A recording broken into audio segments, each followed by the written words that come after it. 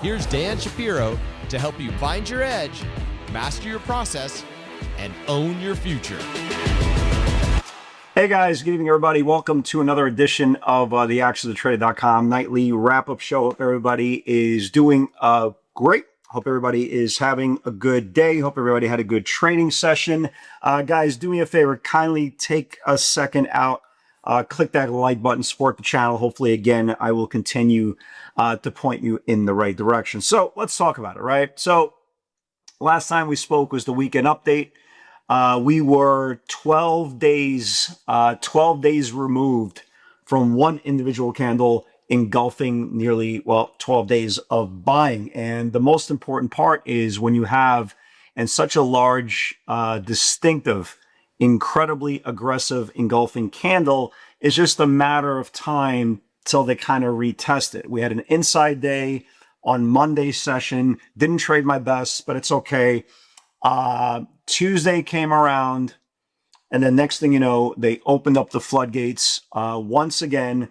And yesterday was one of the most aggressive days I can remember in a very, very long time, not only from the selling aspect, but then the recovering aspect as well. This morning, you woke up, you had more data, potato. The CPI, at this juncture, it really doesn't make a difference what the data or data, okay, I don't want to offend anybody, is. And the most important part is the market continues to sell. Now, we've been discussing this for weeks. I think the previous 2 weeks worth of euphoria rally was 2 extra weeks than anybody's been trading this for a long time could even imagine. It got to the point of it didn't make a difference what price you bought, what stock you bought, and the stocks would continuously go higher, as we've been talking about for the last month, right? It has nothing to do about where the sell-off started. We've been talking about this for the last month. Everybody knew, anybody who's been trading for more than 5 minutes knew this was going to end very, very aggressively. The only question was when. We just needed any type of catalyst because it doesn't take a lot from a 40% run up from the March lows to get the gravity trade kicked in. We got that, right? We got that on Friday. We had an inside day yesterday.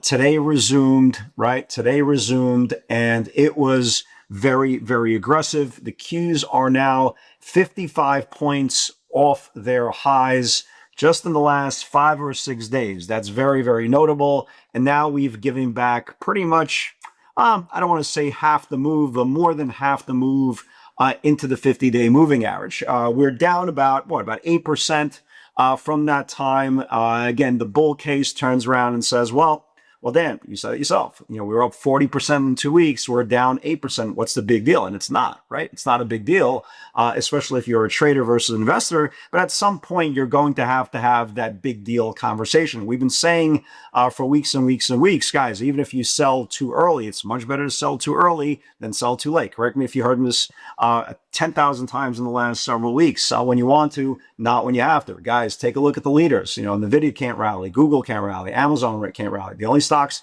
that are holding up this tape was Micron and SanDisk. These stocks are holding up this tape by a needle and a thread, and eventually the dam burst. And those stocks that were leaders, right, were continuing to go lower, and then Micron and then SanDisk started getting hit, and then AMD started getting hit, and then Avago and Marvel and all those stocks that had those great euphoric runs. And now we are here. Right? We are here. Whether if you were an investor, if you made arrangements, if you made choices, whether they're hard or easy choices to trim down your positions or whatever the case may be, or hold to see what happens later. Now we are very, very close to having a conversation that you do not want to have, right? If you've been a viewer of ours for a very, very long time, above the 50-day is super bullish, right? This is what happened when we reclaimed back the 50-day moving average on April the 8th. On April the 8th, we reclaimed, and the Qs went from 608 all the way to 749, right? So here's the 50-day moving average. It's 676. It didn't look that, important only a couple of days ago, okay? But now it's at least almost time to have that conversation. Is there a possibility that we retest the 50-day moving average in the next couple of days? Sure, absolutely, right? Again, if we just talked about it before. 40% run up in 2 months, 8% back test in the last 5 days. So why can't we retest the 50-day moving average? Again, it's not that I want to, it's just kind of reality. Again, I trade both sides of the market. For me, it doesn't make a difference. Again, stairs up, elevator down, or in this case, rocket ship up and elevator down, right? So now we are faced with a line in the sand for yesterday's session. Yesterday's session's line in the sand on the QQQs are 686, right? 686. If we start building below 686, then yes, then we will have a measured potential conversation, a measured potential move on the QQQs to the 50-day moving average, which is 676. Do I believe the bulls probably defend that 676 area on the first try? Well, you have to assume they do, right? I mean, you have to assume they do just because how aggressive the run-up is.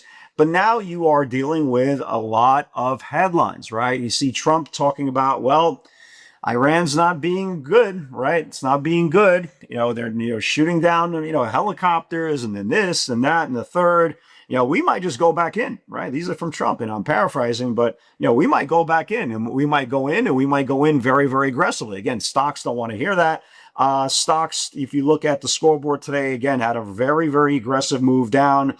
You have the NASDAQ down 2.5%. You have the Dow down 2%. You have the S&P down 1.7%. And here's the uncomfortable conversation that investors should be at least aware of, okay? Just like we talked about a couple of minutes ago, if we get back above the 50-day moving average like we did in April, risk on. If you get back below the 50-day moving average, well, not so much. And again, the arrogant bull investor that's been enjoying this incredible run, and it's been an absolute run, they'll turn around and say, well, it's not a big deal. It doesn't matter if we're under the 50-day for 1 day, 2 weeks, or 3 months. History, right? History has shown us that the market eventually will find its way to all-time highs, and I 100% agree with you. However, this is a trading channel. I'm a trader. I'm not an investor. I'm not looking to go to any shareholders meeting. I take advantage of price action where technically it's available to us. And right now, we are still in a sell cycle until we test the 50-day moving average. For me to get bullish, the bulls would have to reclaim 1 full day worth of buying. So, for example, for me to get bullish for tomorrow, the Qs are going to have to reclaim 7-11 on the close, right? That's 18 points away from where they closed. You got the pricing of the SpaceX IPO on the 12th, right? Which is after tomorrow. If you're like me, you chuckle every single time you go on Instagram or Facebook when one of these members of the selling group, whether it's Interactive Brokers or SoFi, is advertising if you want to participate in this deal. They're advertising, dude. They're telling random people, would you like shares of SpaceX? So again, buyer beware. Again, maybe you'll be great one day and SpaceX will be awesome with Starlink and this, that, and the other thing. They'll merge with Tesla, blah, blah, blah. But again, it's going to be probably then not more rocky waters ahead in the short and medium term than it is to the long term. Long term, I don't know what happens. But again, it's hard for me to take anything seriously if I am seeing a paid Instagram ad for SoFi Financial allocating to complete strangers if you want SpaceX shares. Let's talk about some individual names and where they are, right? Where they are, and you should definitely, have your attention there. Okay, so Oracle came out with numbers. As you can imagine, Oracle is getting hit. I don't even care what the numbers are. It doesn't make a difference. I don't even know if they were bad or good, but the stock is down about 10 points after the close. As you can imagine, it's going to have some negative ripple effect on the software names and spill over to the NASDAQ 100 names. Again, sometimes when the market is sour, it doesn't make a difference how great or bad the earnings are. The overall sentiment is shoot first, ask questions later. So let's talk about some names, right? I thought I had a great game plan. I think for all you guys in the webinar, I think you guys would agree. Because we were kind of in the middle of the ranges coming into today, I had a game plan of trading Tesla just in between ranges. And we got some awesome rejections today on Tesla. The last one we got it was right at the 391 level. And I still have a runner overnight. I think a majority of us already still have a runner overnight. And what's important about this is the first close below the 50-day moving average in this whole formation on Tesla. Again, is it possible they tried to rally Tesla ahead of the SpaceX IPO? Whatever, right? Whatever. But just in case they don't, right, I'm going to use break even as my stop, and I'd like to see how low this thing can go. Because again, if the market continues to escalate to the downside and you see a potential loss of the 50-day moving average, well, why can't Tesla go all the way down to the April low? So again, something to be aware of if you are a long-term investor or even a short-term trader of Tesla. Some other names you should definitely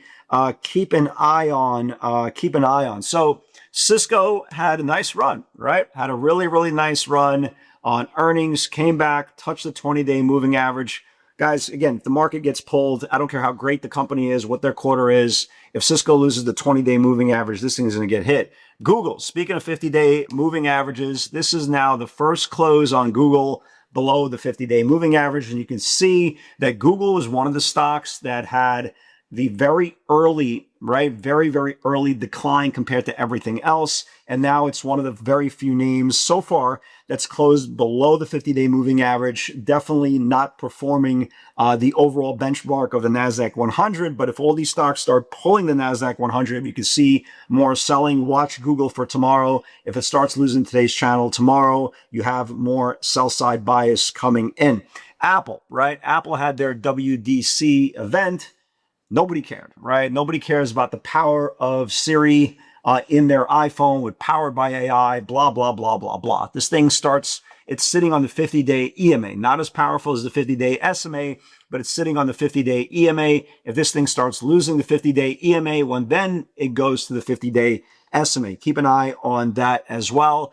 NVIDIA, again, and just like Google, one of the very few names that started their decline way before the overall benchmark. Again, just like with Google, just like with Tesla, NVIDIA now is first close below the 50-day moving average. Again, very, very notable. For all those names, you need for them to get back up above the 50-day moving average. The longer they build below, they will start to continue to go lower and lower. And again, there's 1,000 names out there that have exactly the same setup, exactly the same charts. It doesn't make a difference what they are, whether it's PLTR. Again, this is what happens. You see this blue line, right? We talked about a couple of days ago. Well, this is exactly what happens when you lose the 50-day moving average. You lose the 50-day moving average, and the stock has gone from 146 all the way down to 127 in 5 days. That's the power of the 50-day moving average. Same thing with Microsoft. You guys remember we were talking about Microsoft over the weekend update, right? It held all the bottom range here. It lost the bottom range, and the stock has gone from 408 all the way down to 397. Again, that's the importance of the 50-day moving average. So going into tomorrow, guys,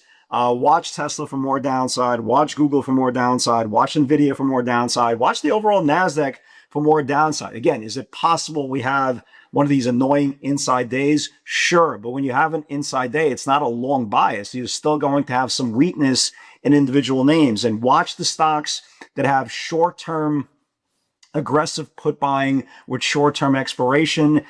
We will see exactly if there is any type of news overnight that could kind of derail everything that I'm saying, which is very, very possible because, again, the Iran conflict is a very fluid situation. And just because I recorded a video today, it doesn't have to play out tomorrow. So it's very, very important just to be prepared, very, very important to be aware. But most important part is you want to be the predator. You don't want to be the prey. Above the 50-day moving average is good. Below the 50-day moving average, not so much. The Q's not that far away from us having a very uncomfortable conversation in between the macro market. Guys, God bless everybody. Please say a prayer for my Knicks. I don't ask for a lot. Let's go Knicks. Game 4. The Wu-Tang Clan is performing at Madison Square Garden at halftime. How is this not the most New York thing of all time? Let's go. Guys, God bless. I'll see you on the court tomorrow.